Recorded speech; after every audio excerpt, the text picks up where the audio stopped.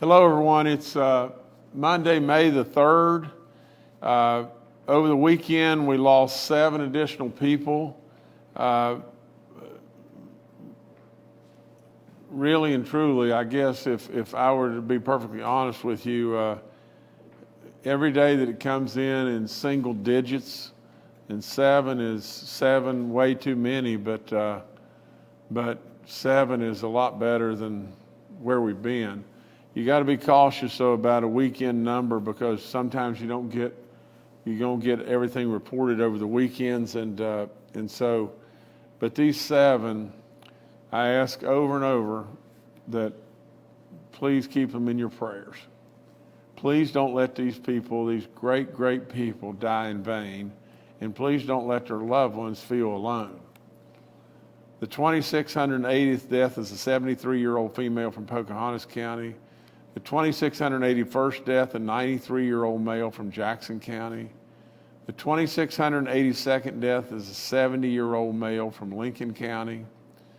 The 2,683rd death is a 76-year-old female from Nicholas County. The 2,684th death is a 77-year-old male from Logan County.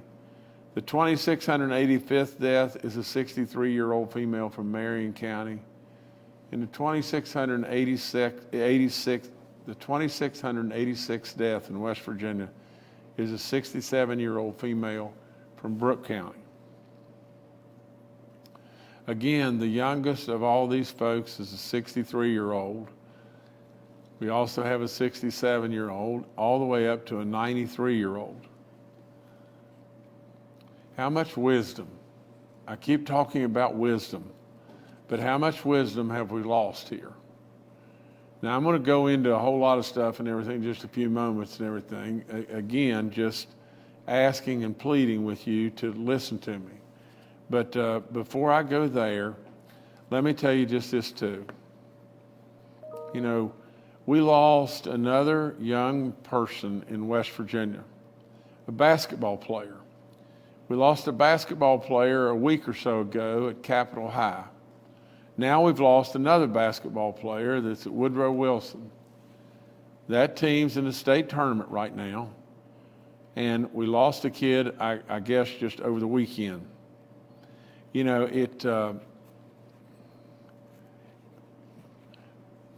this has grown to be something that we almost accept and just go on about. All across this nation, we have gotten where, you know, mass shootings or just young people being taken from us for whatever the reasons may be, and I do not know the particulars about this situation at all, but we have got to do a lot of healing in this country. We cannot absolutely tolerate this kind of tragic events. We just can't. We're better than this. And this is so sad. So for all those folks that are at Woodrow Wilson and at Capitol, and all the folks across this land that are suffering beyond belief, please, let us, the living, help stop this some way. You know, I say it so often, but this nation has gotten to where it is, we're on a dangerous edge. And absolutely, we've got to get back to, first and foremost, not being rich and poor and black and white and union and non-union and Republican and Democrat. We've got to get back to being Americans and loving our neighbors. Absolutely, this is a tragedy, and I hate it so bad. I'm a graduate of Woodrow Wilson. My wife is a graduate of Woodrow Wilson. My son is a graduate of Woodrow Wilson. I spent most of my life growing up in Beckley, West Virginia. I hate it. I really hate it. Our numbers, we have 289 new positives. We've not tested much, you know, over the weekend. We don't have people running and get tested like we should. We have a 6.63 daily positivity number. That basically tells us we didn't have many people test. Our cumulative positive continues to fall. It's at 5.15, and cumulative, I mean all added together. Our active cases are 7,201. I wish we could get that under 7,200, then under 7,000. I wish we could get it to nothing. Our recovered cases, 144,310. Our hospitalizations are 224. Our ICU units are 84. And now we have 3 red counties, Berkeley, Raleigh, and Wirt. And I go back to just this.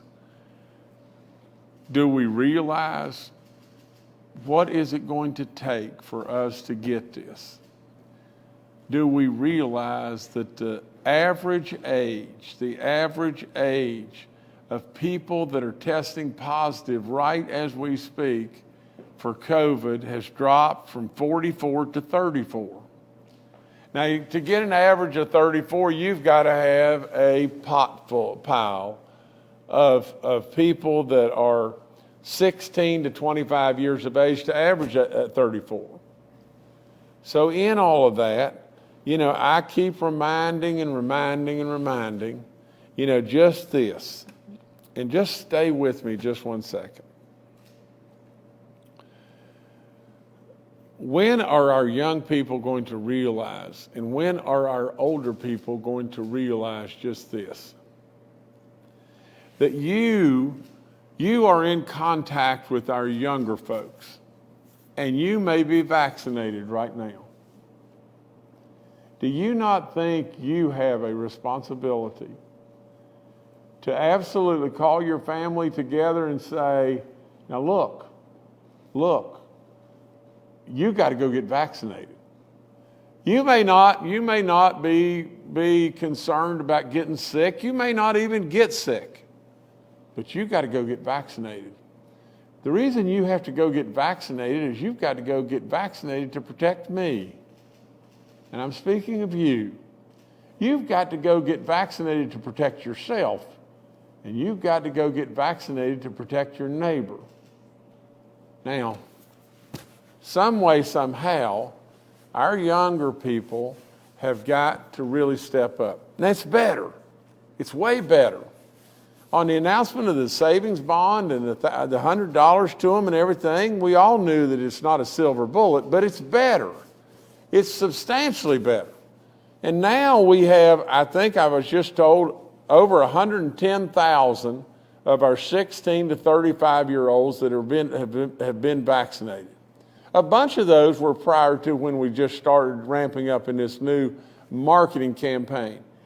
But now I am telling you, I am absolutely pleading with you again. If you're 65, if you're 75, now just think about this. I told you a week or so ago of a great friend of mine who had both vaccinations, and was fully vaccinated, and boom, ends up with COVID. Now, it can happen. Very, very rare, but it can happen. Now, and we do not know about all the variants that are out there. But we all know, and I don't know how many times I would have to say just exactly this. All the medical experts, every single person we can draw on tells us without any question that if we were all vaccinated, this danger will go away. If we get to a level of vaccination, like 70% of our total population, this terrible killer for all practical purposes fades away. Now we know that. And yet, we still have people that are struggling to go and step up. Now just think with me just one second, and I don't mean to be on a soapbox here, but I've got to just tell you this. Do you realize that we almost had 100% counted when we did our census? When I just think about it, what in the world could possibly be more important than being vaccinated? What could be more important? Is it more important that we got counted, or is it more important that we get vaccinated? You know, what could possibly be more important? Now just think about this, and this is kind of a, pet peeve of mine to say that, but I want this state to grow. I want this state to grow population. I want to bring us more and more great opportunities to this state. Do you realize that we work so hard to get counted in the census, and what if we had not done that? Do you realize that after doing all of that and being counted 100%, West Virginia still came in, as far as population growth, dead last? Dead last. And not only dead last because of population growth, but significantly dead last. Way more dead last than the people that were in 49th place. Now, what does that tell us? What does it tell us? It tells us that you best better in West Virginia, you best better be doing stuff that absolutely drives population to us. I absolutely have an incredible plan on our personal income tax. It was a way for every West Virginia wage earner to stay cash positive, to stay with more dollars in your pocket than you have today. It was a way, absolutely, to bring population growth here, and in my opinion, it would have brought incredible population growth.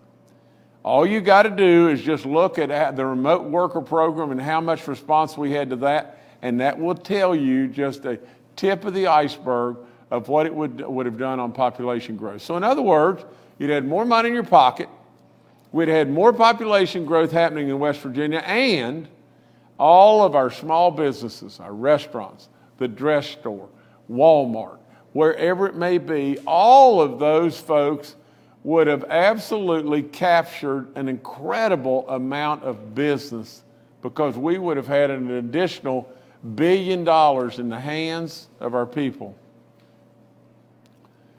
It was an incredible misjudgment by our legislature. Our Senate stepped up, but our House didn't. And literally, absolutely, then after that now comes out that West Virginia is substantially dead last in population growth.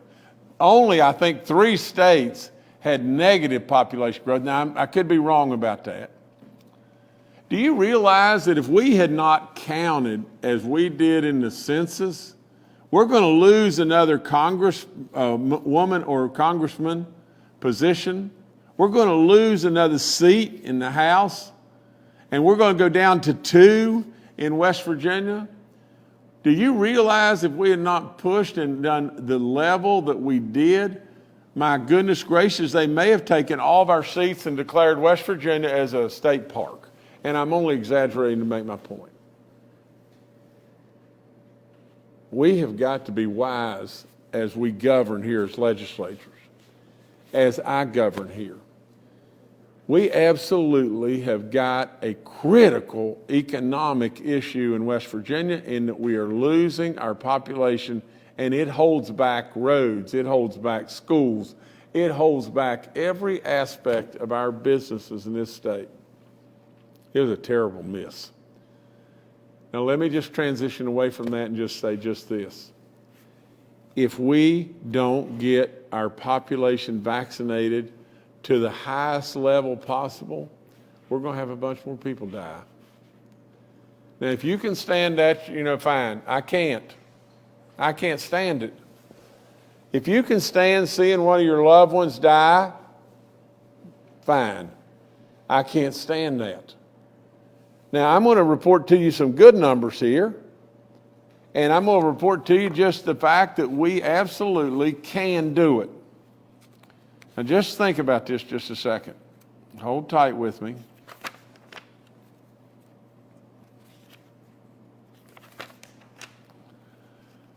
In the state of West Virginia today, we have 53.5% of the people have had one dose. These are eligible people, 16 and above. 44% of the people that have had that one dose have had, we have 44% of the population has had both doses. That's incredibly good. Incredibly good. Our nation is trending somewhere a little above a third of the population. Let's say it's 35, 37%. We're at 44 that's been fully vaccinated. All that's great. By getting that way out ahead of the game with our elderly, 65 and above, we have 79.3% 65 and above that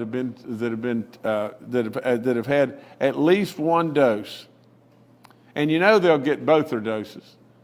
But we're trending to an 85% level. It's amazing, amazing. It is absolutely fantastic, and we've saved all kinds of lives there. Now, I know we can do it.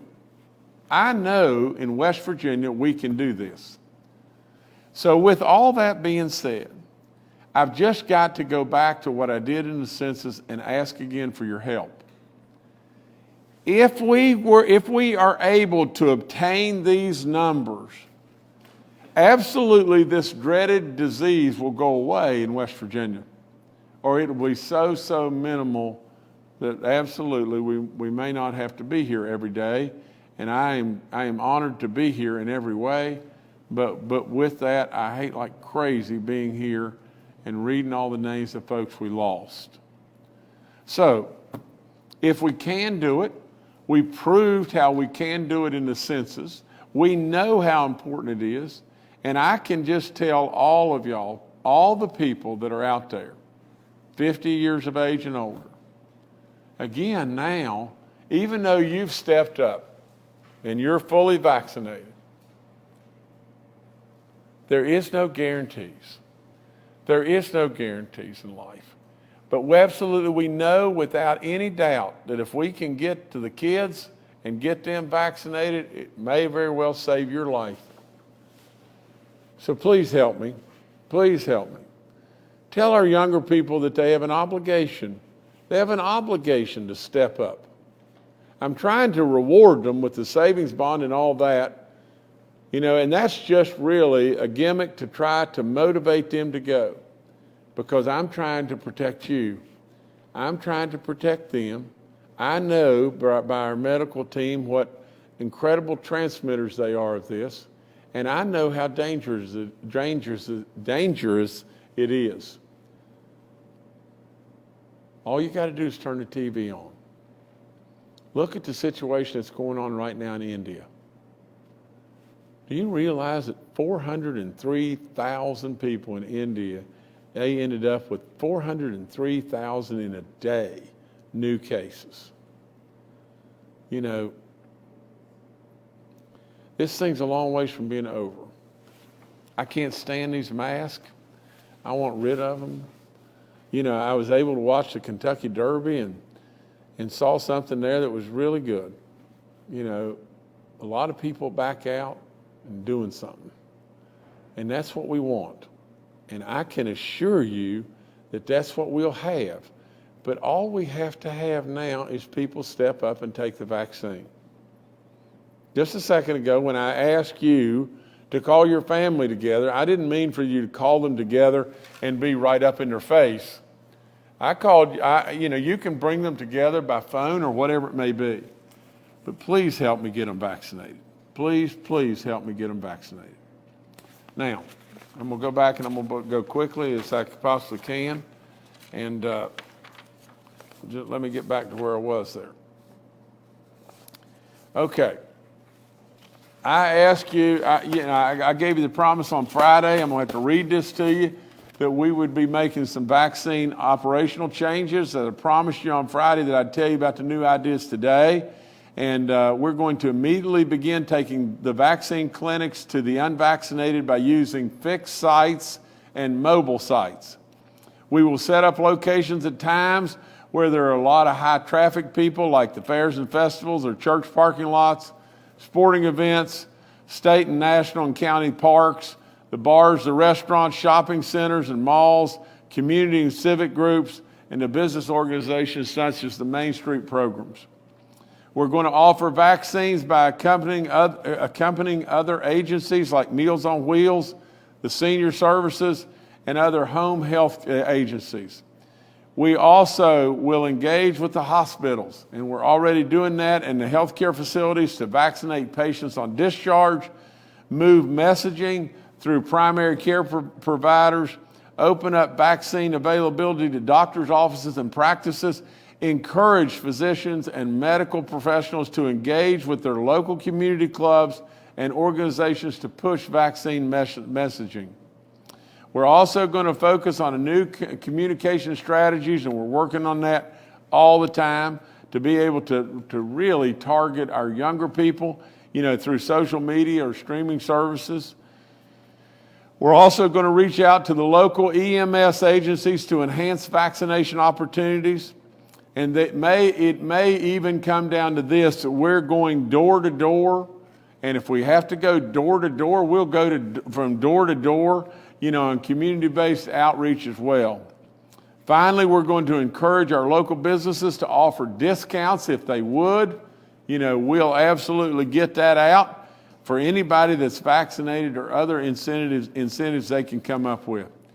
It's a crying shame if you really think about it, that we've got to do any and everything to be able to get our people finally across the top of the mountain. And I can understand, I'm respectful, and I can understand these fears of the boogeyman that people put in people's minds. But really and truly, we know these vaccines are incredibly safe, and we know the exposure, the absolute exposure to what can happen and is happening all over this land. We got to get on our toes here. Our vaccine eligibility, 16 and above, is all up. We're targeting our young people right now, but we're absolutely giving vaccines to all. I've gone through, our vaccine distribution update. We're at 83.9%. We want that to always be at 100. We're doing great on first and second doses together, but we have hit a wall as far as being able to get a lot more shots in arms of our people that haven't had their first dose. Now, as far as our young people, I congratulate them. They are stepping up. We have had thousands of them that have stepped up and everything, but we need lots and lots more. So please take it as an obligation. Please take it as a life that you're protecting in yourself, but many lives that you're looking at the potential of saving. The manufacturing and church outreach, as far as going to businesses or going to churches, we'll go anywhere. All you need to do is call us, and we'll set it up immediately. From the standpoint of our vaccine info line, it's up. The vaccine reminders about what I've said over and over. Please quit worrying about the boogeyman or growing antlers or whatever it may be. It is silly. It's silly to think about that compared to the risk you're taking by not taking the vaccine. Our testing is down. We need to get our testing going, ramped up in a bigger way and everything. If you're feeling the least bit bad and you're 65 years of age and older, you've got to run and get a test. You have to. And we'll shut it down with the antibodies if we find you positive. We can catch it early enough. The drive-through pharmacy, we again thank Fruth and Walgreens. From the standpoint of our long-term care outbreaks, we've got 16 at our long-term care facilities. That's up. We have 8 at our churches in 7 counties. That's Berkeley, Grant, Greenbrier, Hardy, Jackson, Nicholas, and Ritchie counties. That's up a little bit. I tell our church community over and over what a job they've done, what a job at our long-term care facilities have been done. This is not over. You have got to stay on your toes. Please stay on your toes here, and please continue to help us. From a corrections update, we have 26 inmate cases and 5 staff. They are doing a wonderful job there. They always have. Our face coverings, I've told you about that. I ask you over and over to give blood. From a standpoint of our state park vaccinations, our state parks, as part of our ongoing efforts to get more West Virginians vaccinated, we are going to hold free vaccination clinics at all West Virginia state parks between now and Memorial Day. Before Memorial Day, we are going to start with several high-traffic parks, and we'll add more as needed. On Memorial Day weekend, all West Virginia state parks will offer vaccines to employees, families, and park guests. Clinics will be set up at central park locations, all on the outdoors, and all details will be posted on the wvstateparks.com. Okay, just a couple more things real quick. This is a really important one to all of our essential workers, but it is critically important that all our essential workers continue to be supported in every way as they work to combat COVID-19. This is all about the extension of our child care subsidy extension program. On Friday, I extended the child care subsidy assistance for all essential workers of any income level. This act of financial support enables our essential workers to know that we value their work and give them continued assurance of the safety and care provided to their children through the West Virginians child care system. So thank you all for all you've done and all you continue to do in every way. We're going to stand steadfast behind you and in trying to help you in every way we can. I'm very, very proud to be able to have extended that and everything. And now the last thing that I have is just this. Our revenue numbers came in, another surplus. Revenue wasn't quite as high as what we thought, but it came in at $1.9 million. We'll take any number that's in the black and everything. Now our year-to-date surplus in West Virginia is $237,300,000. If you just think about it, $237 million surplus now in West Virginia. That's wonderful, wonderful news. And so congratulations to all those that put in the licks to make that happen every day in West Virginia, especially our businesses and our folks all across this great state. But I really, really want to send out special thanks to our Secretary of Revenue, and that's Dave Hardy and all of his people that work right with him, Mark and Mike and all those. We really appreciate all your efforts and everything. And so keep doing it, guys. And last thing I'd say is just this, I just got this earlier, but, here's a Metro News article about this kid right here that we lost last night or over the weekend. And daggone, we got to really push the reset button in this country in a lot of ways. We're so good. This country is so good. And we're so blessed, absolutely so blessed from God above. We need to get back to doing what I said, loving each other and loving your neighbor. So nevertheless, that's all I've got right now. Thank you. All right, thank you, Governor. Let's now go to Dr. Clay Marsh, our coronavirus czar. Good morning. The governor was very explicit and very clear about his call to all of us in West Virginia. And I want to address our younger West Virginia residents. There are many, many reasons why choosing to be vaccinated is valuable for you. We know that if you're fully vaccinated, you are protected against getting COVID and getting significant side effects from COVID. We know that you don't have to quarantine if you come into contact with somebody within 6 feet for greater than 15 minutes. You don't have to quarantine as you do if you don't have the vaccine. We also know that you can live a regular life if you have the vaccine. And as we look at West Virginia today, we see, as the governor said, that we are now experiencing a more rapid growth of the United Kingdom variant. In the past 4 days, we've gone from 654 reported cases to now 930 cases of the United Kingdom variant. We also know that the vaccines that we give are remarkably effective at reducing severe infection hospitalization and or death from any of the variants, as well as the native COVID virus. We know that in West Virginia, that 150,000 people have been infected with COVID-19 and 2,686 great West Virginia residents have died of this infection. And we know that about 650,000 West Virginians have been fully vaccinated. And to date, we've only been able to define that 3 people died of COVID-19 despite having full vaccination. That is such an extraordinary decrease. We see the same thing happen in the US, where we see in 32 million cases of COVID-19, we've experienced around 580,000 deaths from the disease. And we see that fully vaccinated Americans now, which is over 100 million Americans fully vaccinated, that we've seen that risk of dying from the infection go down to only 74. These vaccines are incredibly effective. They're incredibly safe. Everybody in all of our families who's here on the press brief has had full vaccines.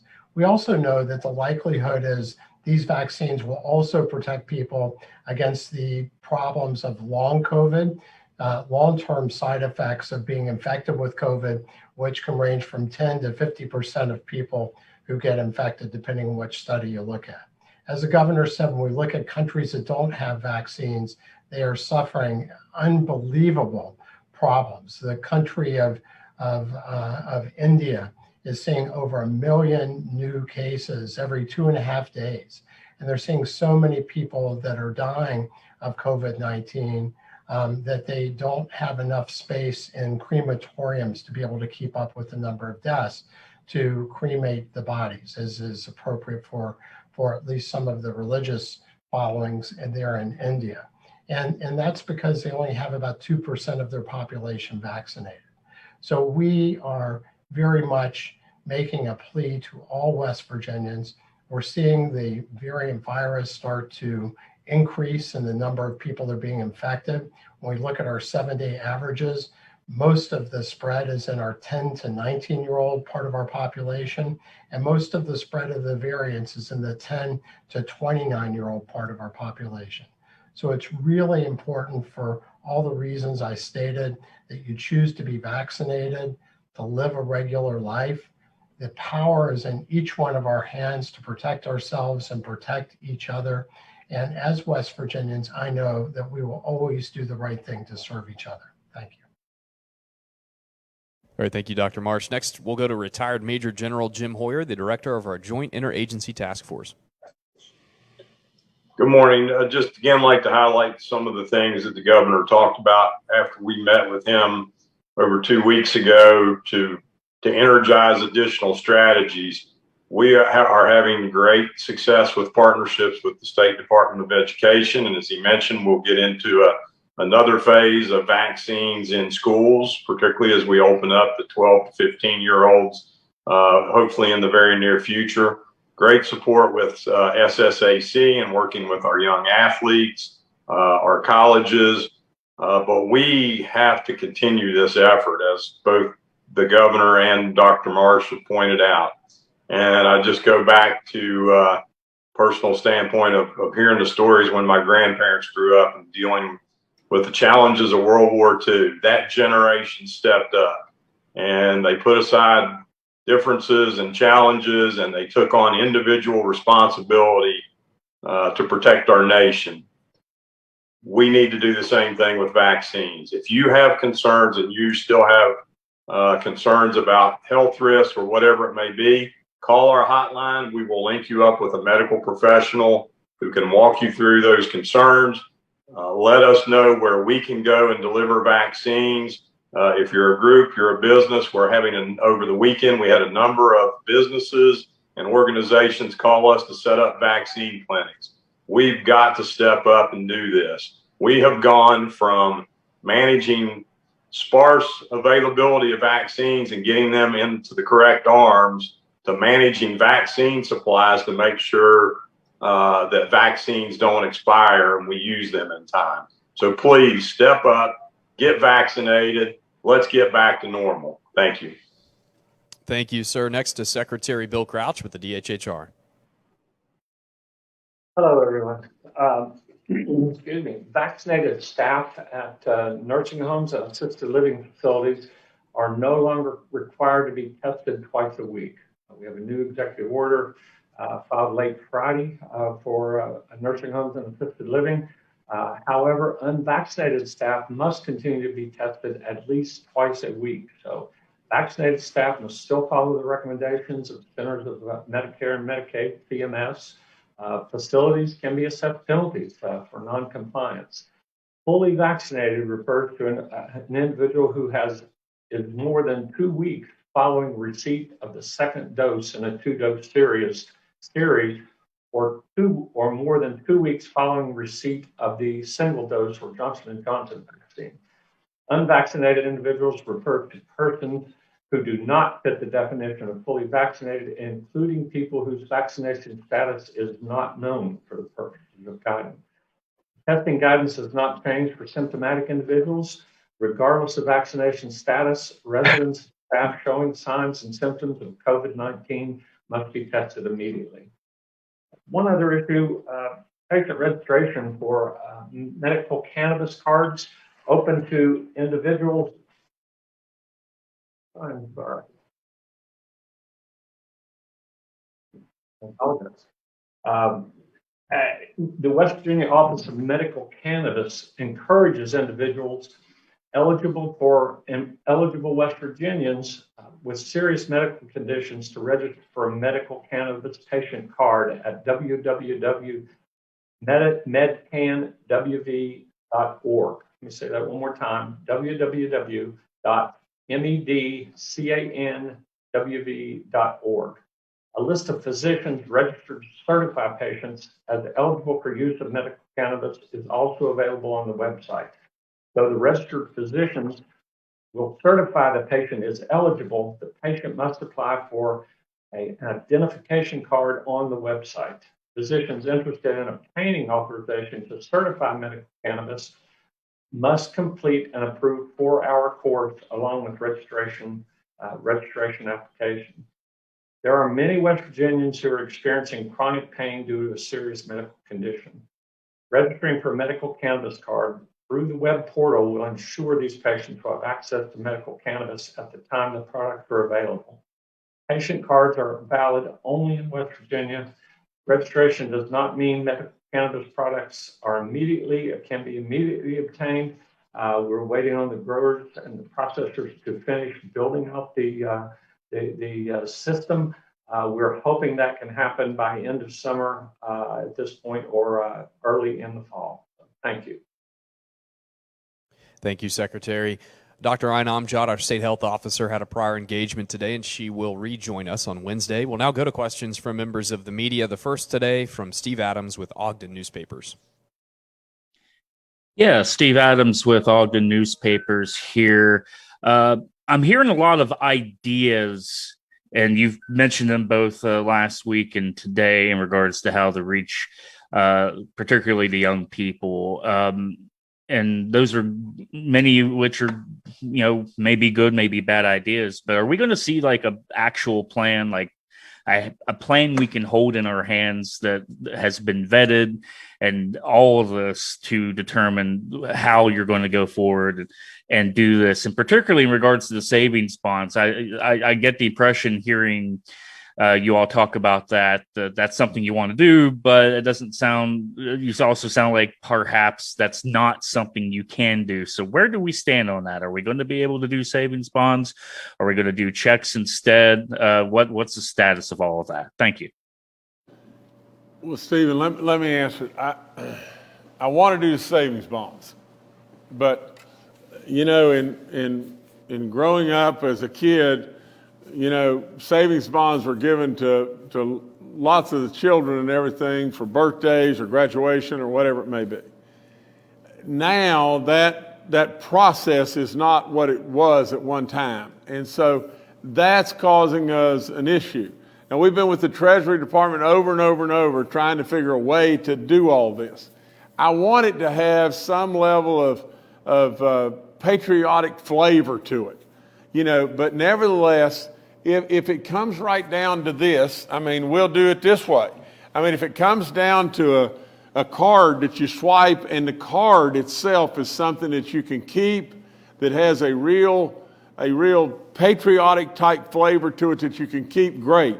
If we do that, and maybe we can add with it a silver dollar, you know, but I'm wanting some way to have something that our kids can keep, and along with them absolutely having the money. Now, the great part about the card is just this, where it's a little bit, maybe not that way with the bond, but then that money would go right back into our economic system almost immediately and everything, and that's really good too. And so we're trying to figure it out, you know, just the simple act of trying to come up with 200,000 plus silver dollars is very, very difficult to do. And so my people haven't figured that out exactly yet and everything, but and as far as working, you know, with the, you know, all the education people and everything to be able to set up and have a program that we can lay right in your hands. We're really close, but we don't have an actual program that we can lay right in your hands right now and say we're going to be at Monongahela High School at this time, or Morgantown High School at this time, and here's exactly what we're going to do and everything. We don't have all that ironed out right yet, but everybody's working on it, and we'll have a response, you know, as soon as all the circumstances align and the stars align to where we can get everybody on the same page.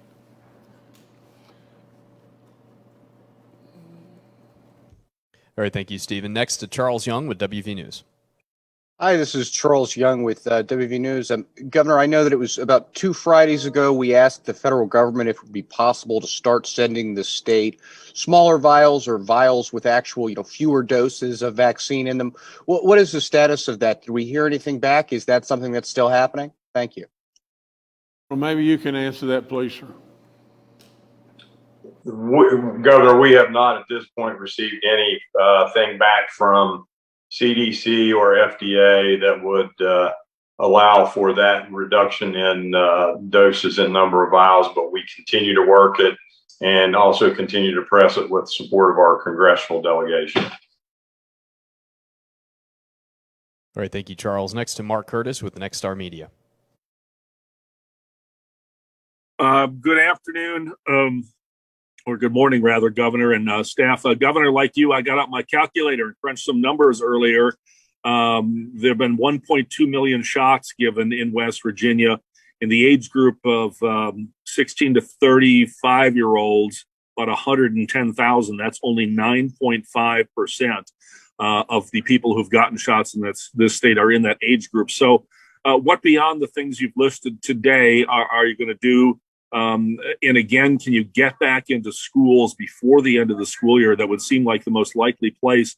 And also address the issue of if you have these locations near shopping centers or malls, do the 16 to 17-year-olds have to have a written note from their parents approving permission to get the vaccine? Okay, Mark, I'm gonna have to defer on, you know, to General Hoyer or Secretary Crouch as far as the permission slip. I was under the assumption, you know, or under the feeling that from 16 to 18 you had to have it, and so I think that's right. But I want to double check on that and everything. But Mark, you know, we're in the schools, and we absolutely know that we've got a timeline that says, you know, sometime in the next 3 weeks, or maybe even greater than that, maybe in the next 5 weeks, we're going to lose all these kids from the schools, and then it's going to even be a whole lot tougher. We got that. And so we're already in the schools, but we absolutely have got to find a way to engage and bring everybody together with this program in the education department. Now, Mark, one other thing, though, that I don't think is exactly right, but we've got, in general, maybe you can step up because I don't have the numbers right with me today, but I think, well, hold on, let me see if I do. I've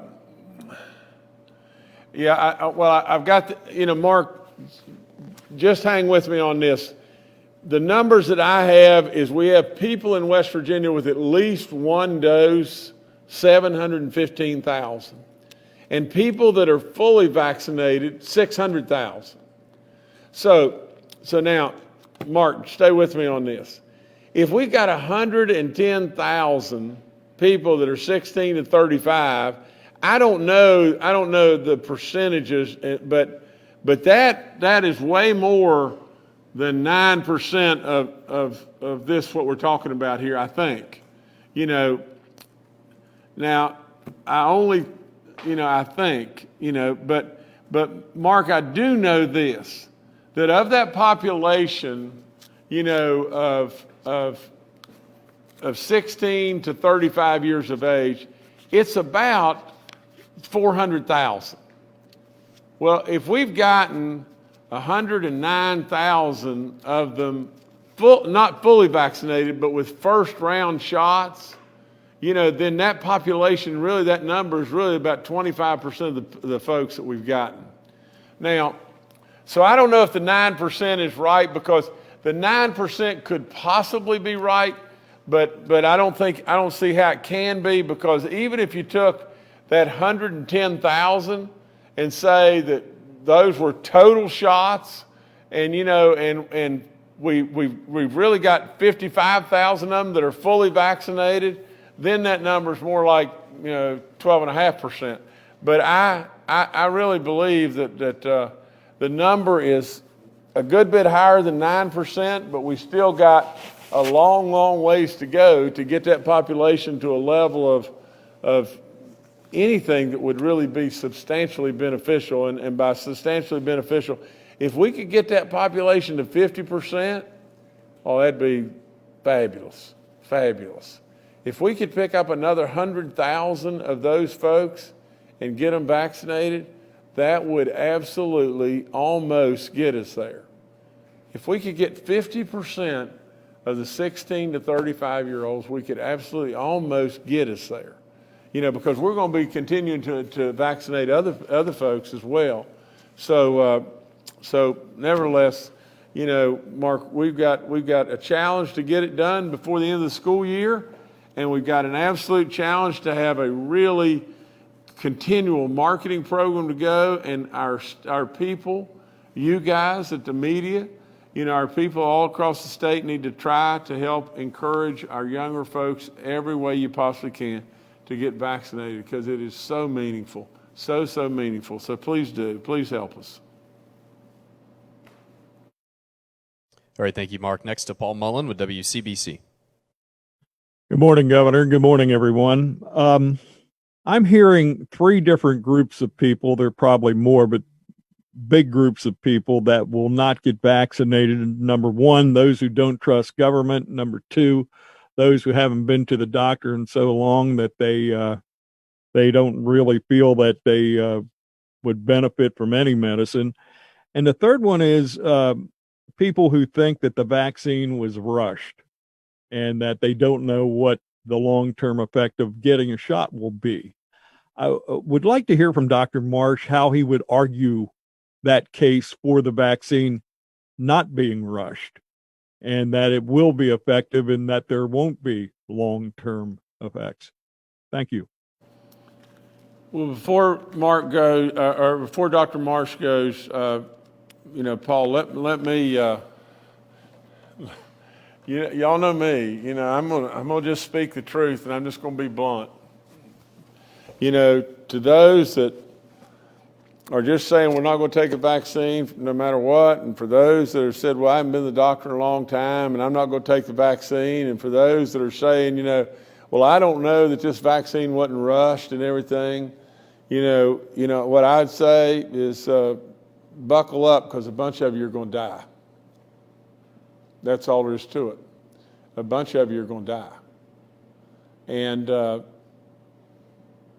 I can't, I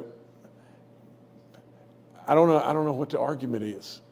I don't know what it could possibly be. Every other day I come to you and I read a bunch of people that have died. And absolutely all the medical team in every way, all across everywhere, in every nook and cranny you could come up with, says how safe this vaccine is to take.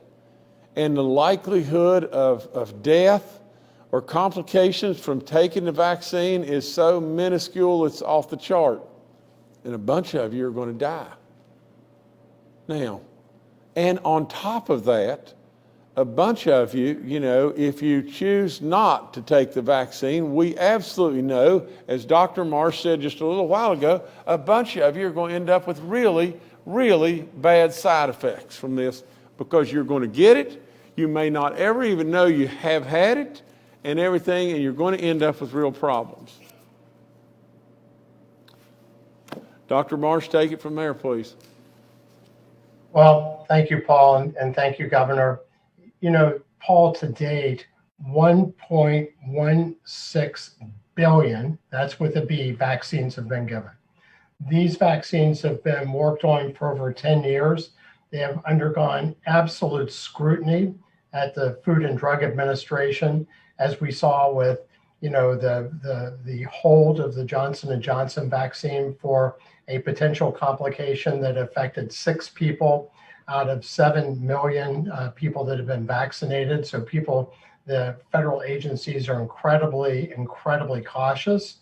And these vaccines, as we talked about in countries like India, where we've seen 2% of their population vaccinated, they're seeing unbelievable numbers of cases. The governor talked about how many people were infected in one day. In 2.5 days, they're seeing 1 million new cases, and they're seeing so many people die.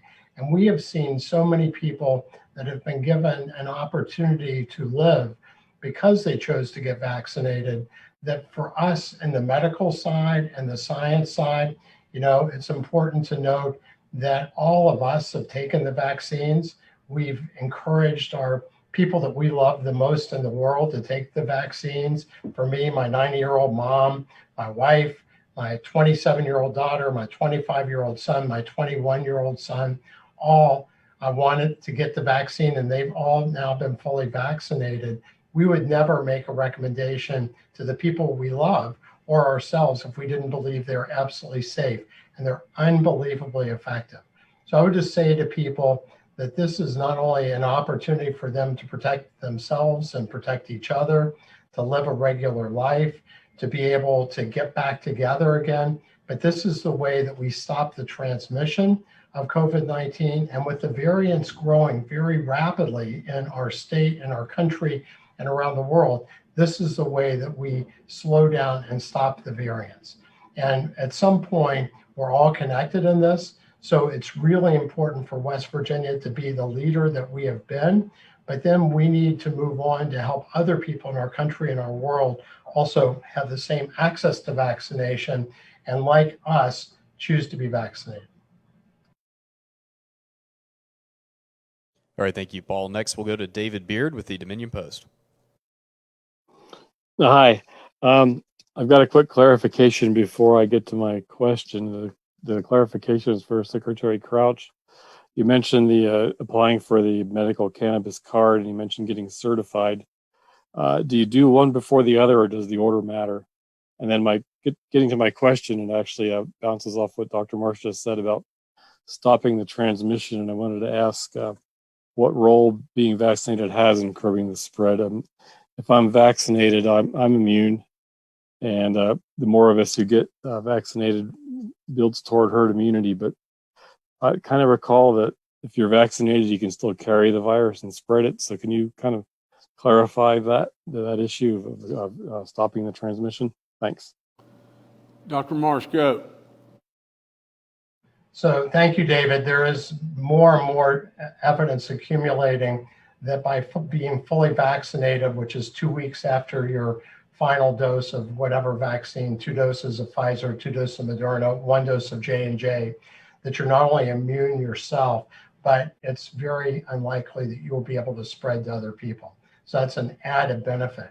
The other thing I just wanted to point out and add, which I didn't say so far, is the speculation is in the next week, we will see the Pfizer vaccine approved for vaccination of 12 to 16-year-olds. So that's going to be another set of opportunities for our citizens. Yes, and David, this is Bill Crouch. It's a good question. The individual who is seeking medical cannabis must be certified by a physician, a registered physician first, and then they apply for the authorization card online. So that that information is available on the website, but you must be certified by the physician first, and then you seek the card online, and that information will be provided to you there. Thank you. Thanks, David. Next to Phil Kabler with the Charleston Gazette-Mail. Hello, everyone. Governor, regarding your comments earlier on the incidents of gun violence in the state, over the past 6 years, the state has either repealed or weakened a number of gun safety laws, including legislation enacted this session that you signed into law that'll prevent the enactment or enforcement of red flag laws in the state. Given the circumstances, do you think it would be reasonable to consider reinstating some sensible gun safety measures statewide? Well, Phil, and we're probably going to, and this is no surprise, but we're probably going to be on different sides of the fence. I don't really believe that the guns are killing people. I think the people are killing people. And I have always thought that. I've always been an avid hunter, a lover of guns from the standpoint of our Second Amendment, from the standpoint of shooting and the enjoyment of all that, and target shooting and whatever it may be. But Phil, actually hunting probably introduced me to the outdoors and something that I truly believe was just a blessing from God above for me to be able to enjoy all the stuff that we do and all the stuff that is available to us with the outdoors. But I think, our programs that are out there like Jobs and Hope, all the different things that we're doing from the standpoint of anything and everything we can to combat this terrible drug situation will be helpful. But Phil, to summarize my feelings, here's just my feelings. And it's just as simple. I think our nation is divided in way too far away. I think that absolutely we are constantly bombarded with the fact of, what is a Republican idea, what is a Democrat idea. We are absolutely too far apart in every way. We should absolutely be constantly trying to embrace one another and loving our neighbors. 1,000,000,000,000,000 guns, could be laid aside and not extinguished, but 1,000,000,000,000,000 guns could be lying at somebody's access. And if we loved one another, we surely to goodness wouldn't be shooting each other. And so, I would be the first to say that, I strongly believe in our Second Amendment.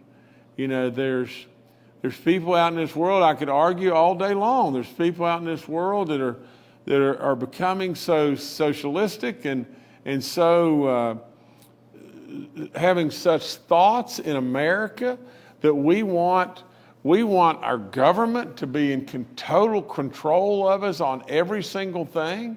We don't want that in America, and so from the standpoint of our founders put in place the Second Amendment for a reason, for an absolute reason, and so no, Phil, we probably disagree on this one. All right, thanks, Phil. Governor, I'll turn it back to you to close out. Well, I'm gonna go back to just this, and again,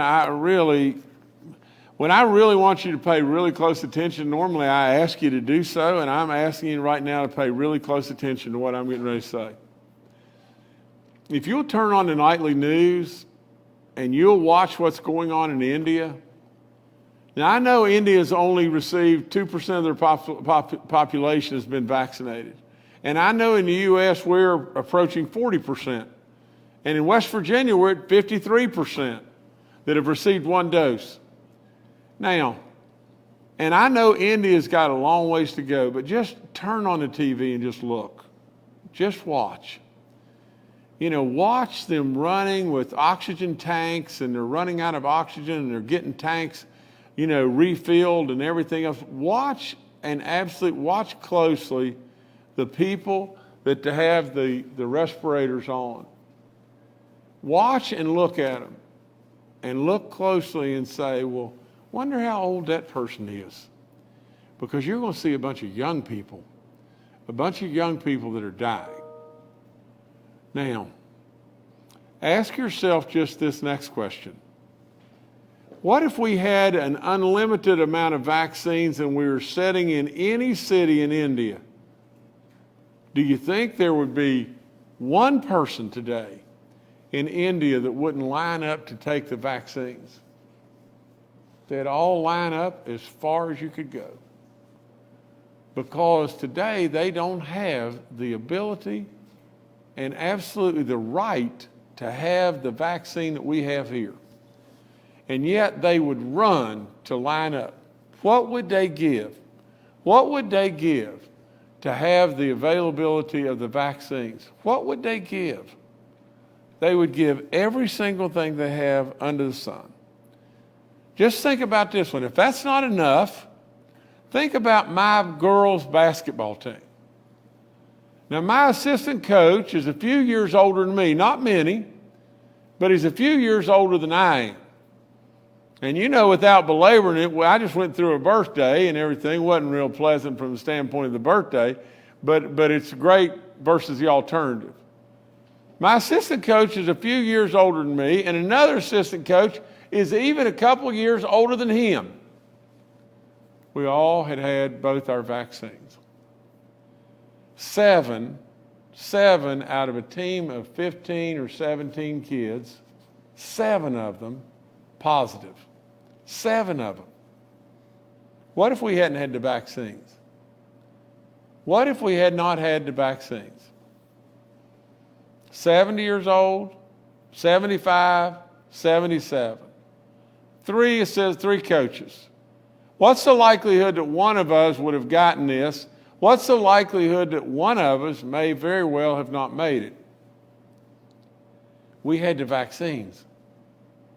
It saved our lives, I'm sure. Now, the last thing I'd say is just this. We need our young people to step up. We need our older people to convince them that they need to step up. We need them to know that they can end up with side effects that could probably haunt them forever. And we need them to quit worrying about the dark of the closet and absolutely some boogeyman thing.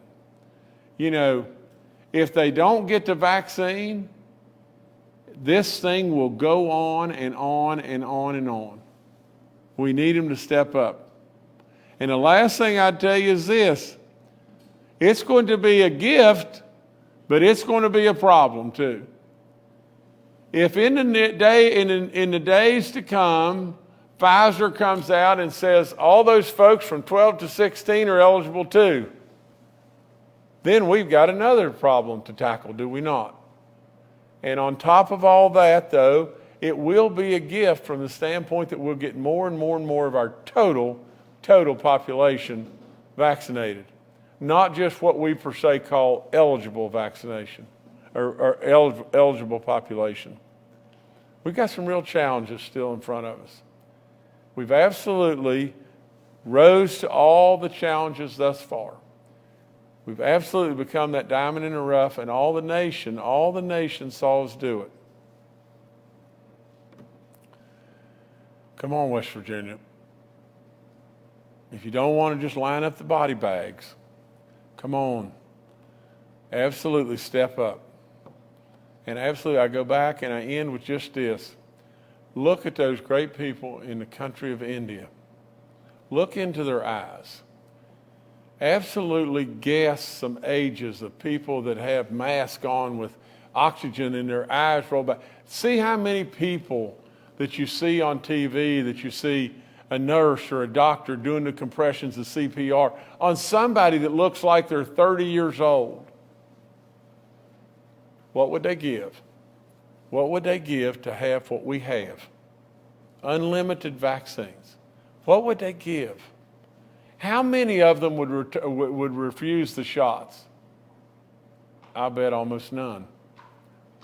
We are a land of plenty, a land of opportunity, the beacon of the world. We don't need to be spoiled.